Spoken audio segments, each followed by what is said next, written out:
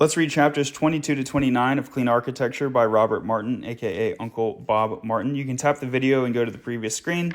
We're in the middle of part 5, and this is the core of the book, and this is the actual Clean Architecture diagram that the book is named after. And I think this is basically just MVC in new clothes. So in the middle, we have your entities, which are your models, and then we have your use cases, which is your service layer, and then there's controllers.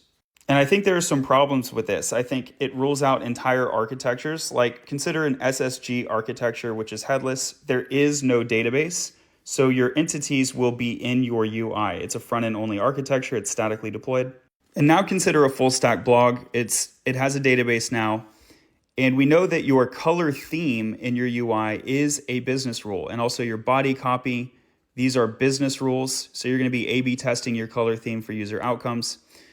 So you have business rules, which are supposed to be in these inner rungs, but the business rules are in the outer rungs, or you could save them in your database. So you can have a data-driven theme, and definitely you can have like data-driven copy. Like think about like a blog, your blog articles are in the database.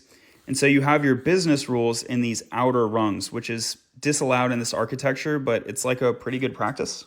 Then at a higher level, being entity-centric is an inverted pattern. You don't know the entities until you know the use cases and requirements.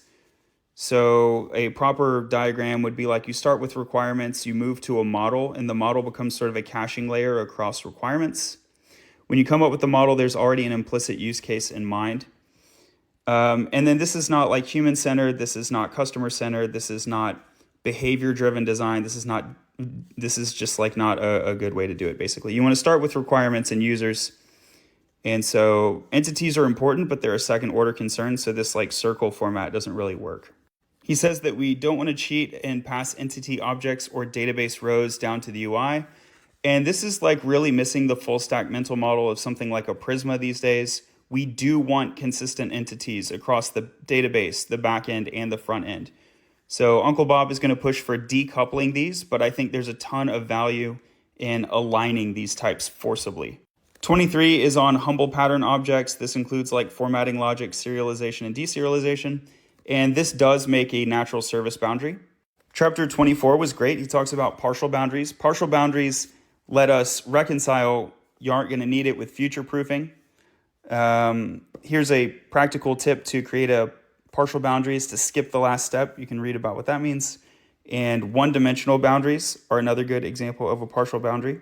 And a facade pattern is an example of a partial boundary. So this is a really good pattern. It gives us some of the benefits of future proofing, but it also allows us to, this is basically a form of strategic tech debt. Is like, I don't want to implement a full boundary, so I'm going to do some of these strategic choices of a partial boundary. So I think this is actually an acknowledgement that you can strategically use tech debt, and I think it's great practical advice. 25 is on layers and boundaries.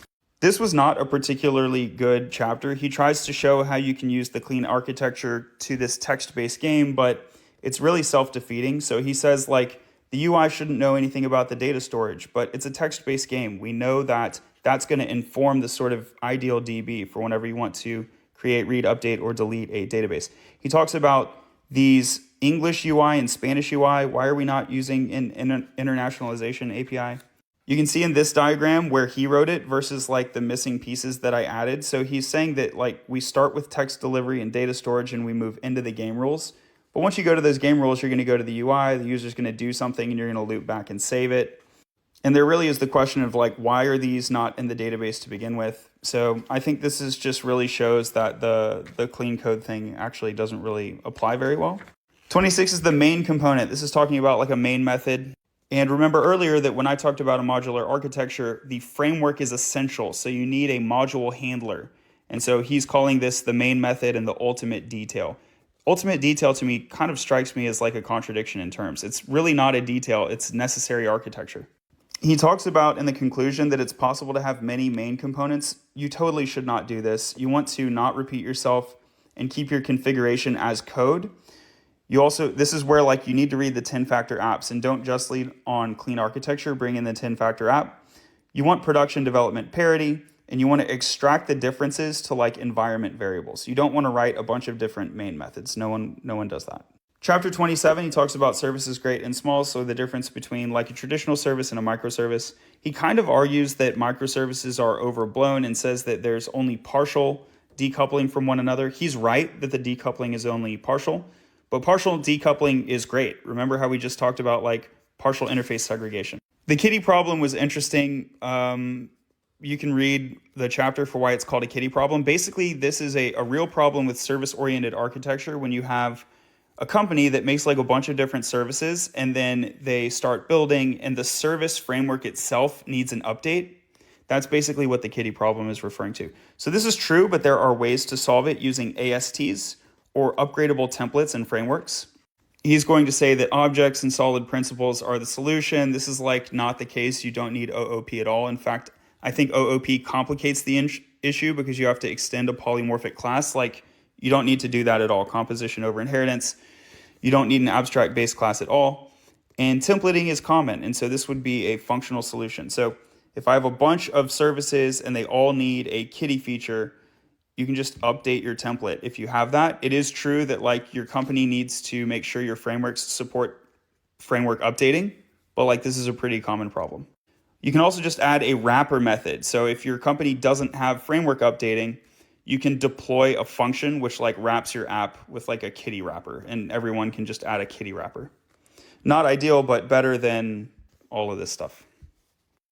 I do like that he says that a service can be a single component surrounded by an architectural boundary, or a service might be composed of several components. So the service component relationship is many to many. And then again with the UIs, he says that in rare cases, clients and services may be so coupled as to have no architectural significance whatsoever. This is what I was talking about earlier with SSG. I don't know why he says like we hope they are segregated and this is unfortunate. Static rendering is like a fantastic pattern. So there's like an OOP bias here, but it is good to see him circling back and being like, oh, remember that diagram that I gave you? Like it's wrong sometimes. Chapter 28, the test boundary. He says that you should design for testability. Great, we love that.